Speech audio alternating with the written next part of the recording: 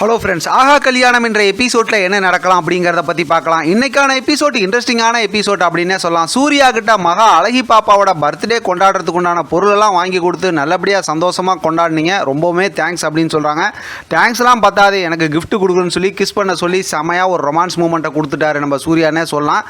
சரியான ரொமான்ஸ் மூமெண்ட்டாக இருந்துச்சு. அடுத்து பார்த்தோன்னா இங்கே வீட்டில் எல்லாரும் உட்காந்துருக்காங்க. எல்லாரும் பேசிக்கிட்டு இருக்கும்போது தாத்தா சூர்யா கிட்ட சொல்கிறாரு, இந்த சொத்தெல்லாம் உன் பேரில் எழுதணும். ஏற்கனவே உங்கள் தாத்தா வந்து என் பேரில் நான் இப்போ நம்பிக்கையோடு உன் பேரில் ஒப்படைக்கிறேன், இதை வந்து நீ மறுக்கக்கூடாது அப்படிங்கிற மாதிரிலாம் எல்லா விஷயத்தையும் பேசுகிறாங்க. வீட்டில் இருக்கவங்க எல்லாருமே பார்த்துக்கிட்டு இருக்காங்க. இப்போ பார்த்தோன்னா ஒரு ரிங் எடுத்து போட்டு விட்றாரு, அந்த பாரம்பரியமான ரிங்கெல்லாம் எடுத்து போடுறாரு.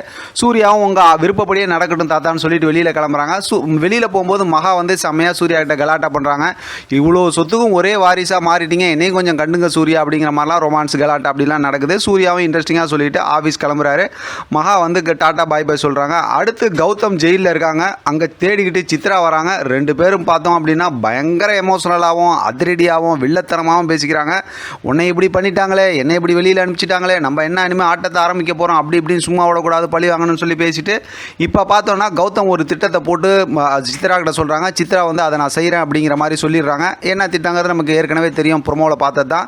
அடுத்த நாள் பார்த்தோம் அப்படின்னா வீட்டில் எல்லோரும் இருக்காங்க, வக்கீல் வந்திருக்காங்க. இப்போ எல்லா விஷயமும் பேசிக்கிட்டு இருக்காங்க. எல்லா விஷயமும் பேசிக்கிட்டு இருக்கும்போது பார்த்தோம் அப்படின்னாக்கா எல்லாம் மாற்றி எழுதி எல்லாம் முடிஞ்சதுக்கப்புறம் சைன் பண்ணிட்டாங்க. அப்படின்னாக்கா எல்லா வேலையும் முடிஞ்சிருச்சு. ரிஜிஸ்டர் பண்ண வேண்டியதான், பேப்பரில் அட்வர்டைஸ்மெண்ட் கொடுக்க வேண்டியதான். இந்த வேலைலாம் நல்லபடியாக முடிஞ்சதுக்கப்புறம் குலதெய்வம் கோயிலுக்கு போயிட்டு வரணும்னு சொல்லி பாட்டி ஒரு பக்கத்து சொல்கிறாங்க. அடுத்து இந்த மாதிரி சொத்தெல்லாம் யார் பேருக்கு வாரிசு ஆக்குறாங்களோ, எழுதி வைக்கிறாங்களோ, அவங்களுக்கு தலையில் பார்த்தோன்னா ஒரு தலைப்பாக வச்சு அதெல்லாம் வந்து அவங்கள வந்து கொஞ்சம் அப்படி கௌரவப்படுத்தணும் அப்படிங்கிற மாதிரிலாம் தாத்தா சொல்கிறாங்க. அதுக்குண்டான ஏற்பாடு நடக்குது. சூர்யா தலையெல்லாம் வச்சு செம்ம சூப்பராக ஒரு சந்தோஷமான மூமெண்ட்டாக இருக்குது. ஆனால் விஷபாட்டல் அனாமிக்கா மட்டும் வழக்கம் போல் நம்ம செஞ்ச பிரச்சனையெல்லாம் என்னென்ன இருக்குன்னு சொல்லி மனசுக்குள்ளே நினச்சிட்டு ஒரு பக்கம் நின்றுக்கிட்டே இருக்கிறாங்க. மற்ற எல்லாருமே சந்தோஷமாக இருக்காங்க.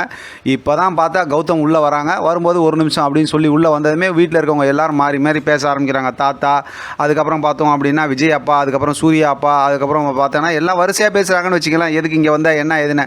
ஆனால் ராஜலட்சுமியை பார்த்தா டக்குன்னு இதில் வந்து ஆஃப் பண்ணி விட்டாங்க. வேறு ஏதோ ஒரு சீரியலில் பிஸியாக இருப்பாங்களாட்டு இருக்குது. அதனால் அவங்க மட்டும்தான் மிஸ்ஸிங்க.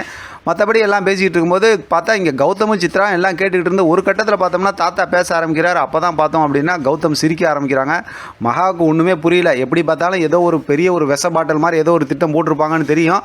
அது என்னங்கிறது நமக்கு தெரியும், ப்ரொமோவில் பார்த்தது தான். ஆனால் இதில் ஆச்சரியமான விஷயம் என்னென்னா, ஆஹா கல்யாணத்தை பொறுத்த வரைக்கும் ஞாயிற்றுக்கிழமை ப்ரொமோவை அந்த வாரத்துக்கான ஸ்டோரி ஃபுல்லாக கொண்டு போயிடுவாங்க.